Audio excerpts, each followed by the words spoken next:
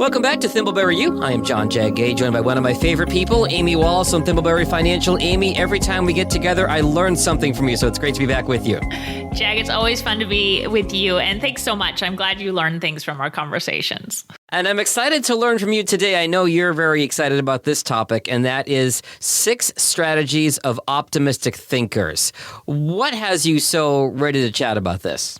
Yeah, well, Jag, you know me well enough to know that I tend to geek out and love to geek out about the behavioral finance topics. Mm-hmm. And we've talked about in many of our podcasts together that I love trying to look at things from the vantage point of what we control, what we influence, and what we neither control or influence. Mm-hmm. And part of the reason for that is, as a financial advisor, I, of course, look at the numbers. And that's what people expect of their advisor. Sure.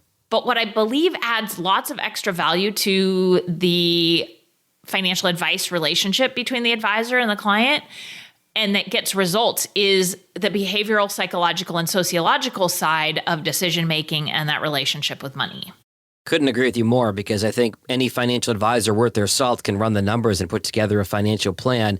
But if you don't take the time to get to know your clients and what makes them tick and have an understanding of their motivations as to why certain behaviors exist, you may not be able to change any behaviors and modify things that they might be doing that are harmful to their financial health. Absolutely. You know, a plan is a plan. It's like a bucket of dirt sitting in the backyard if you do nothing with it. But if you nurture it and you do things and you plant something in it, something can grow. I like that. So part of, me geeking out on this is I recently took a client psychology course through Wharton's Executive Leadership Program. And what we're talking about today was one of these topics. The information was presented by Karen Rivich and is based on her work around resiliency and optimism. And so the techniques I'm going to share really came from her for me and my team that we could keep in our back pocket and use with clients. And we definitely will be doing that. So clients, if you're listening, you may be hearing some of this as we talk in meetings or, even over email around certain situations. In going through this with Karen, it was really clear the techniques are ones we can use on ourselves and just with people we interact with, whether it's about money or not. And so it's really just too good not to share. All right, let's jump right in, Amy. What are the 6 strategies of optimistic thinkers? Yeah, number 1 is notice the positive. 2 is to see opportunity.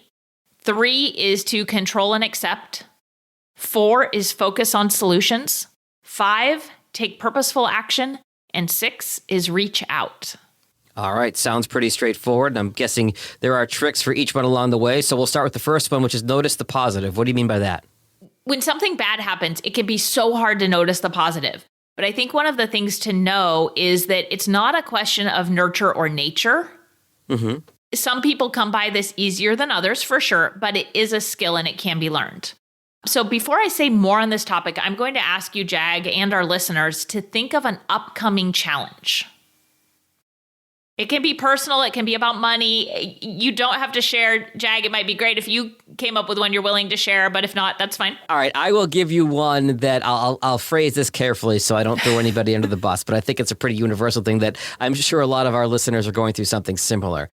I have some family members that I have a lot of friction with and have some difficult times dealing with and interacting with them. And that is something that I find quite challenging quite often. Okay.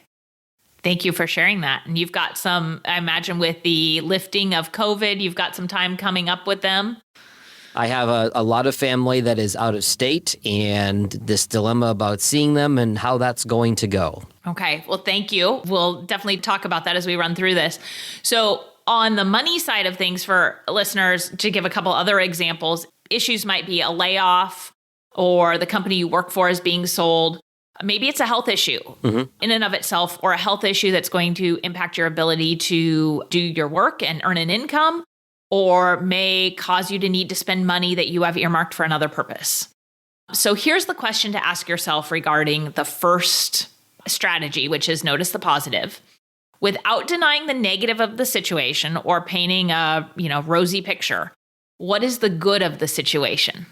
Okay, so when I travel and see these relatives, it will be good to be around family. It will be good to be able to enjoy people's company if everybody's vaccinated, of course, without masks, to see kids that I don't get to see very often. So there will be some good out of what could potentially be some difficult interactions. There will be some good to take out of it too, where I'm able to say, okay, I got to spend some time with these folks that I don't get to see very often. Absolutely. I have this vision right now of, the family gathering and kids running around and barbecue and sunshine and just some happiness in there. I probably put a little bit extra rosy picture on there, but I can see the good in what you're saying. Yeah, okay. Okay, so the second part, after noticing the positive, is to see the opportunity. What do you mean by that? In every situation that we run into, there's an opportunity. Okay. It's purely a matter of recognizing it, right? So, Jag, I want you to think about these interactions you have coming up, this traveling. And the question I want you to ask yourself is, what is one thing that will change for me when I get to the other side of this family reunion or this time with family?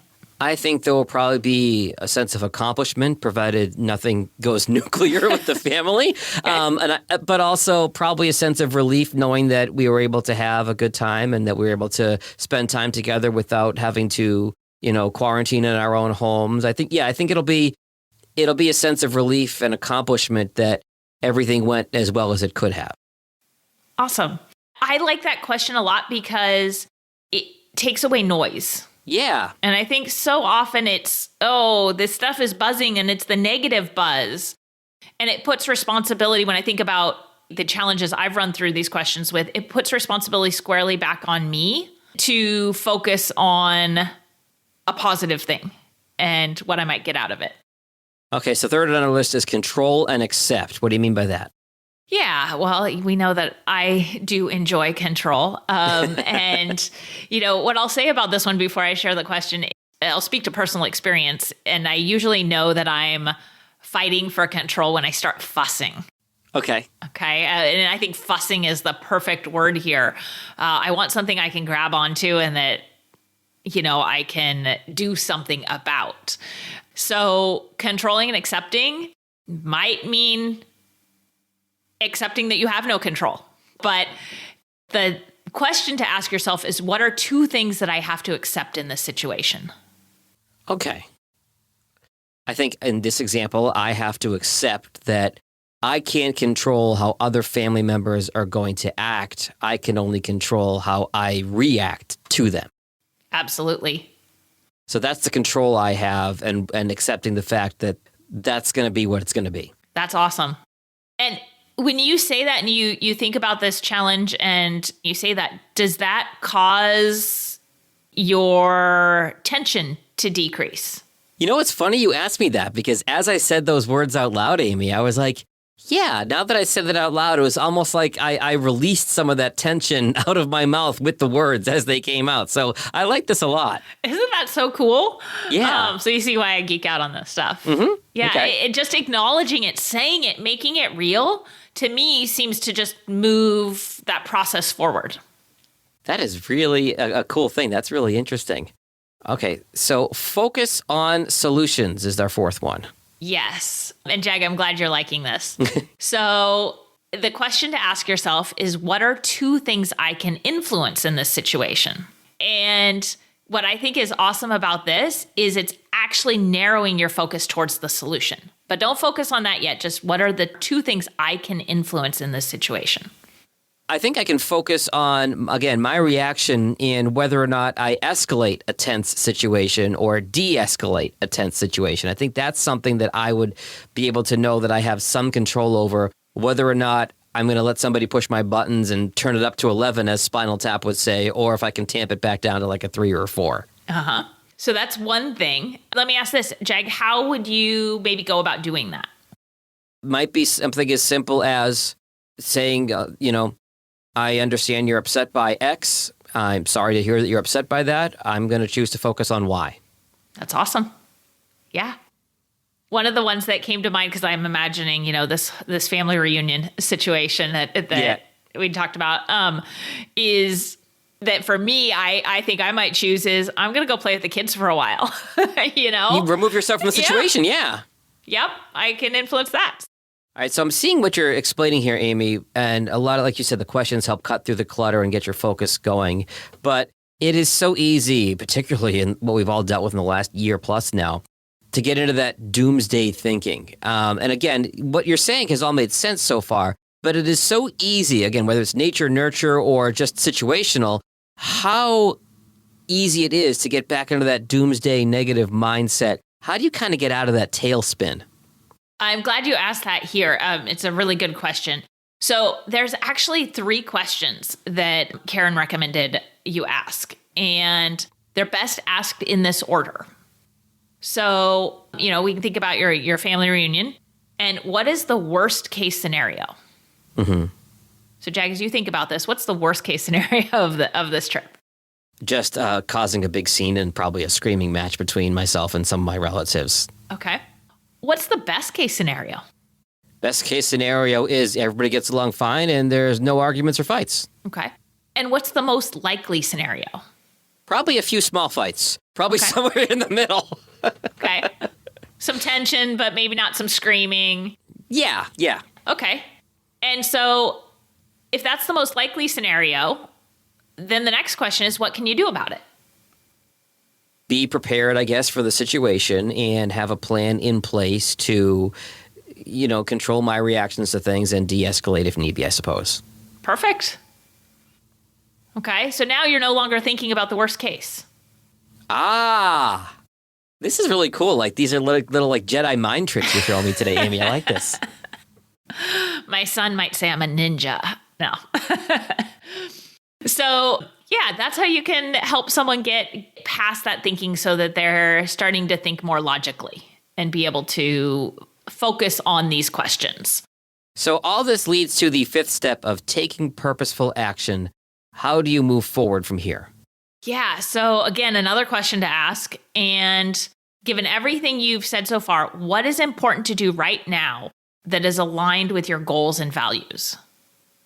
I would say create a game plan of how to handle a difficult situation to prevent it from escalating. And something my wife is always good at in these situations. Okay, hey, if this happens, if this happens, then this. Let's make sure we are prepared for different types of situations. Absolutely. Also, by the way, why she's in charge of the money in this house too. But that's another. That's related. But we can talk about that another time. Okay. And that's perfect. What you've done there is create purposeful, goal-oriented action. Mm-hmm. And what's super cool about that, again, me geeking out, is that it's the antidote to helplessness. So, the whole trick of this is we can move ourselves out of feeling like we're helpless, like we're the victim in this, and that we don't have any ability to have this go in a direction we want it to. Okay. So gives us influence and control, those 2 things that I love. And, again, it's so cool that this works on ourselves to ask ourselves these questions, or to use them on someone else who's stuck in that fussy space that I like to get in. Got it. Okay. So now we've taken purposeful action, Amy, and the last step of optimistic thinking is reaching out. How does that come into play when we've already got our action and our plan? It's such a great question. It does seem like once you're done, once you know what action you have to take and you're ready to take that action, or have already taken it, you're done. Yeah. But the thing is, the issue, the challenge you're facing isn't actually resolved at that point when you take action. There may be more that comes from that situation. So let's go back, Jag, to the last one about taking purposeful action. What if one of your answers had been, some of these family members that I have a rockier relationship with, I'm going to actually reach out to them beforehand and say, hey, I'm looking forward to seeing you. I'm hoping we can, put some of this behind us. Okay. Maybe that would have been one of the things you came up with. I think what you came up with is great. But if that's the case, you don't know how they're going to respond. Mm-hmm. And so as you move through this, you may need strategies or someone to talk to deal with that situation. So there's a couple of questions to ask yourself so that you're prepared, knowing that you're not done. And those questions are about who you connect with. Okay. And there's 4 questions. So who do you call when you need someone to vent to? Okay, somebody came to mind for you right then. Yep. Who do you call when you need a kick in the pants? Different name, but came quickly. Yep. Uh-huh. Who do you call when you need a laugh? Some of the same names, a few other ones. Okay. Okay. And the last one is, who do you call when you need, and you get to fill in the blank?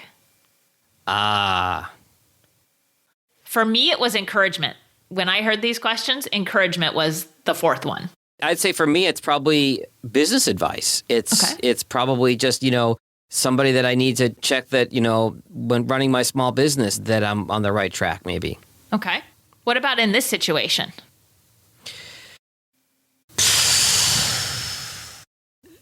So in this example, Amy, I think it would be like, who do I grab if I need to just get away? Like, Absolutely. There's a cousin that I would probably be like, dude, let's go for a ride. Let's get out of here. So there you go. Absolutely. Yep. When you need to take space, that's perfect. All right. So just to recap again, Amy, and these are all great tools as we've kind of walked through here. Notice the positive, see opportunity, control and accept, focus on solutions, take purposeful action, and reach out. And I would imagine this, of course, ties to finance and planning your financial future. Absolutely. So the reason I wanted to talk about this and, our podcast that's really about money and things related to money and wealth management, financial planning and wealth management, is that so often something happens money related. Yeah. Whether it's a big unexpected repair on someone's home or getting laid off. We've had lots of clients be in situations where their employer is being bought out and they just feel out of control with the situation and it's a doomsday scenario. Oh, yeah. And once they get to the other side, they're like, hey, this isn't actually so bad. But in the moment, it felt really scary and they didn't know where to focus.